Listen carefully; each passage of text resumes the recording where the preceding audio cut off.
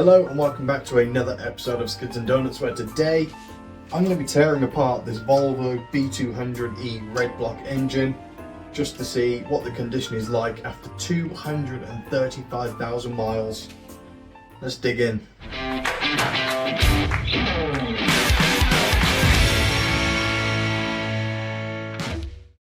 So this is the engine from my 1988 Volvo 240, which if you're new to the channel, you should probably check that out. It's a pretty cool build I've been doing for the last few years. And the reason I had to pull this engine out is because of the tremendous amount of piston slap that it had.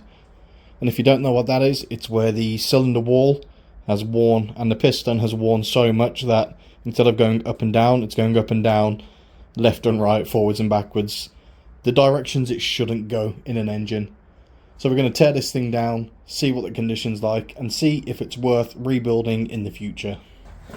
So the first thing we want to take off is this water pump here, mainly because it makes things a lot easier when everything else is already off the engine. If you don't know what a water pump is, it's the main driving force between keeping your engine cool in the summer. This will circulate all of the coolant around the engine and through the heater matrix in the car to keep it warm in winter. So getting these bolts up is taking significantly longer than I'd like, but it is what it is. And you can do all of this with just hand tools as well. So I'm not going to be using any power tools during this. I'll probably regret saying that later, but you live and you learn.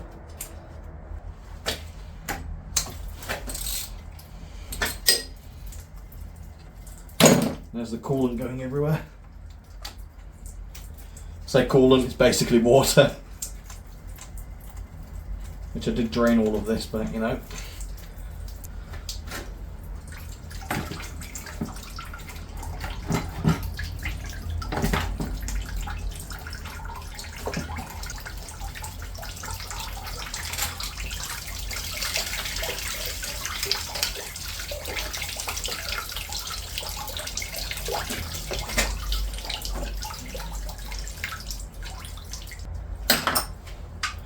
That can come off now, hopefully. Nope. Looks like the actual coolant line wants to come off with it. I don't mind, it's fine. I like to try and put bolts back where they came from too, and if I can't, like I'm doing work there, then it might be easier to put them in little Ziploc bags. That's another thing I've started doing, and it makes life easier, especially when you label them.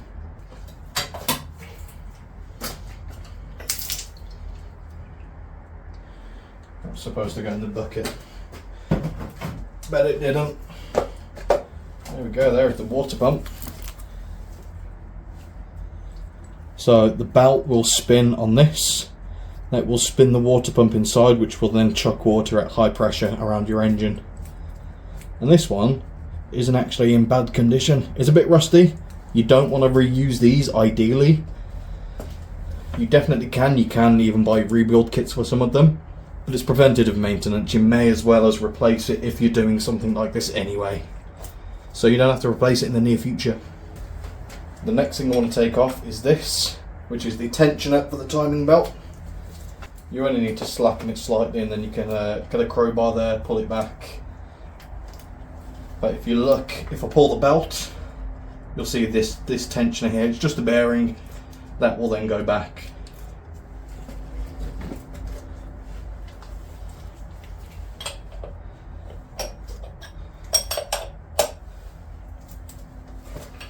Now the timing belt is loose.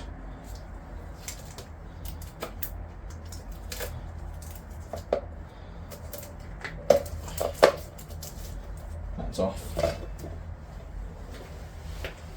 If you're replacing the timing belt, make sure this is set to top dead center. There are little notches there. And this is also aligned to the markings on here as well as the case. So when you put your belt back on, it's all timed properly. This engine will get a full rebuild in the future if it's in good enough condition, so I'm not too worried about that. Next thing I want to do is take off all these little nuts here to remove the, I forgot what this is called, the engine head cover, the valve cover. There we go. Got there in the end. And then we can inspect the cams and see what they look like. I'm sure these are all 8. Nope.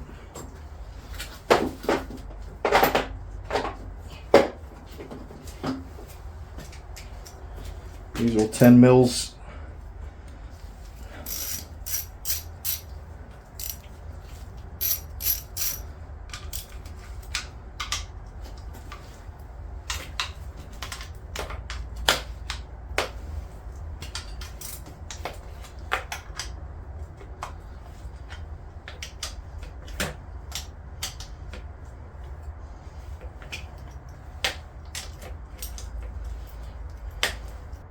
There we go. Again, I'm going to put these bolts somewhere safe so I don't forget where they are or what they belong to. I do actually have this thing here, so I can store parts in there like that, and then I've got a label maker that can just relabel these. Now we get to crack this beast off. There we go. Now the gasket broke. That was a relatively new gasket. It's done 0 miles. Oh well.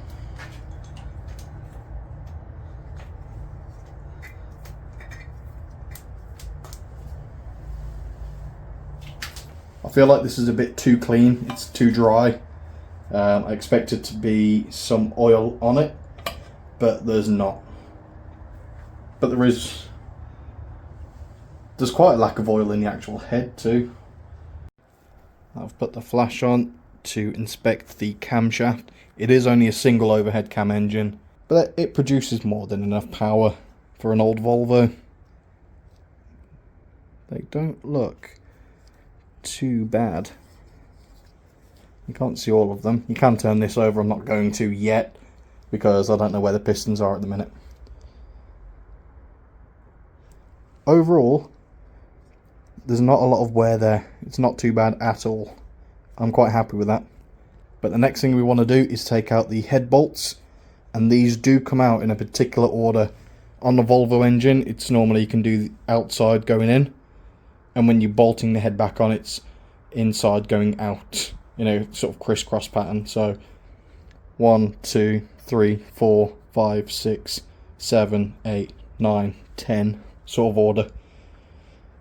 There is a specific one you can find for this, and it's the same with almost every engine out there. Really important, otherwise you'll end up pre-blowing your head gasket, you'll end up with leaks, coolant leaks, oil leaks, and you'll have a bad time. Follow the manual. Now, head bolts are notoriously difficult to get out for 2 reasons. Number 1, they are torqued very tight from factory, or if it's had a head gasket, they are supposed to be tight. You want this head to sandwich the head gasket between the head and the block for the same reasons I've just mentioned. And number 2, the amount of heat cycles these things go through, where they're getting hot, then they're cooling down and getting hot and cooling down. All those heat cycles can make it a lot more difficult to get these bolts out. So I'm going to do the right thing and use a ratchet with an extension and hope for the best. Oh, yeah, that ain't going nowhere.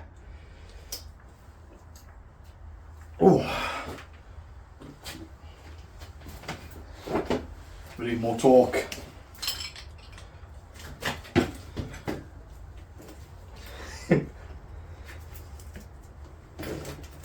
Oh. Can I get any others? There's one. So I'll do this one next so we can keep in a crisscross pattern.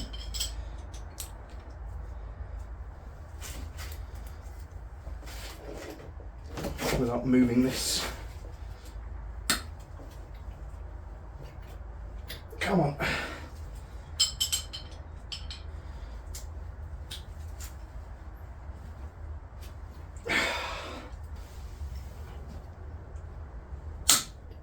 There we go.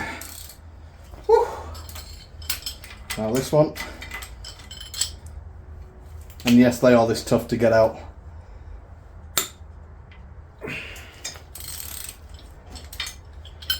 Ideally, use a breaker bar so you get a lot more leverage.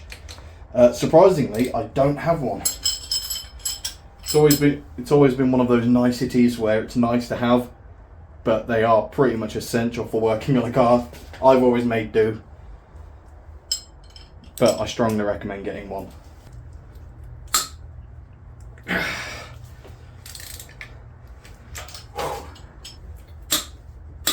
It's a free workout until you snap a head bolt, and then it's an expensive workout. All I'm doing is moving my engine stand. I don't even know if it's still in camera. There we go. You've just enjoyed the sounds of a man that sounds like he's shitting himself for the last 5 minutes. But the head bolts are loose. Now there are certain factory head bolts that can be reused, and they can be reused a number of times. However, I promise you, buy new head bolts, because if you're torquing these down and you don't know what kind of bolt it is, or you don't know how many times it's been done, and you put this one back in, you crank it down, you torque it, and then torque it to yield, and then you torque it to an angle or whatever, you will snap at least one of these, and you will hate yourself for it, because they are not easy to get out. And then all the work you've just done, you're going to have to redo and spend more money. I think I may have already said it, but the reason you want to do this in a specific order is so that head gasket in between these two, which I'll show you in a minute, can be sandwiched evenly. Because if you tighten this side down and then do the middle or whatever, you can end up warping the head, which you really don't want, which basically means instead of being perfectly straight and smooth, you could have a big arch in the middle. The back end could be lifting up instead, which means a massive, massive head gasket leak, aka more money spent that you don't want to do, and more importantly, more time without your car on the road, which is what you want. You want to be road tripping these things. If you've followed along my videos, you'll know I've been working on this 240 for the last 2 years now. So this old engine does need to get rebuilt in the future. It really does. So it can go back into its original shell. But in the meantime, I do have my replacement engine already fitted to the Volvo. And tomorrow I'll be installing the transmission and hopefully driving this thing up and down the driveway, obviously. You tell me, that looks a bit milky. Somehow, there shouldn't be any coolant in there.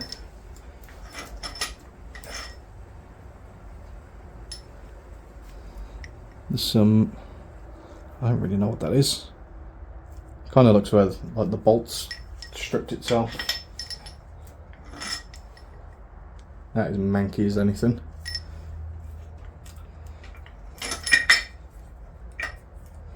Whoops. Okay.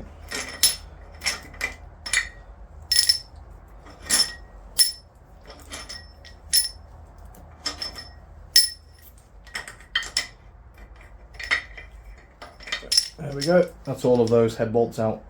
Toss these in the bin. Buy new ones. You can even upgrade them to ARP head studs, which are reusable. Throw these out. Do not reuse them. You cannot save money with these. They will cost you so much more money trying to reuse these things. Some you definitely can, but if it's an old car and you don't know what work's been done to it, replace them. They're like 30 quid to replace. Just do it.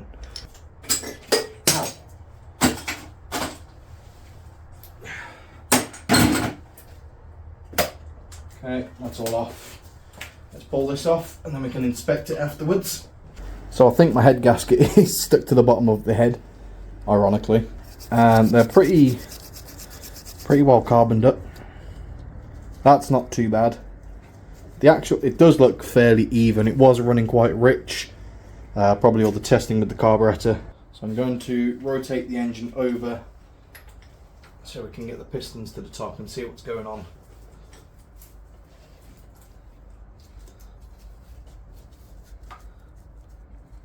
So you see that rocking? It doesn't look like much there, but when this engine is idling over at like 1000 RPM, that will cause all of that piston slap. And a loss of compression, which means loss of power. Oh wow, there.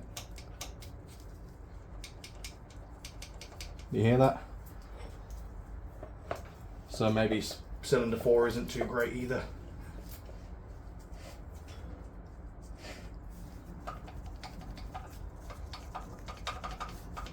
I'm barely applying pressure to that. And finally, cylinder 1. Wow. Again, I could be completely wrong. Somebody who is more of an expert at this can tell me otherwise, by all means. But from my completely unprofessional opinion, that is piston slap. If I haven't put a clip in already, here's what it sounds like again.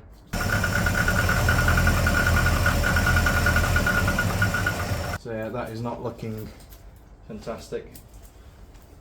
There's a complete lack of cross-hatching. There's even some weird thing there. I don't know what that is. And the reason you want cross-hatching in this, it's like these tiny little lines. I'll put a picture up. The reason you want that is because when these pistons come up, the piston rings will bring up some oil with them, and that oil will stay on here just before the actual combustion part, where it all gets burnt off anyway. But that tiny, thin, micron thick layer of oil protects the cylinder wall, protects your piston rings and your piston, keeps everything lubricated as it should be. So when there's no cross-hatching, all of that oil, gone immediately. But I also have a funny, sneaky suspicion, especially with this, that if you saw the engine removal video, you would have seen the amount of smoke coming out of the car. With that much oil, I mean, there's a layer of carbon, you start rubbing it, it's greasy. It's oil, I mean, look at my hands already.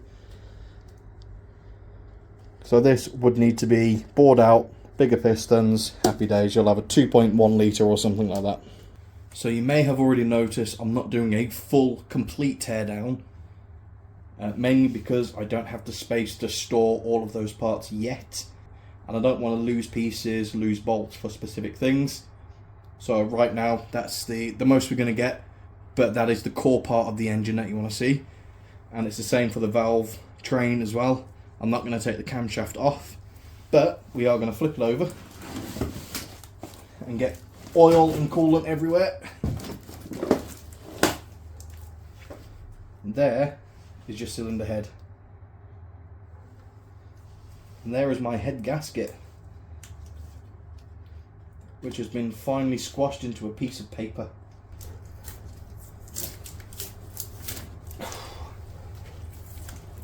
Wow.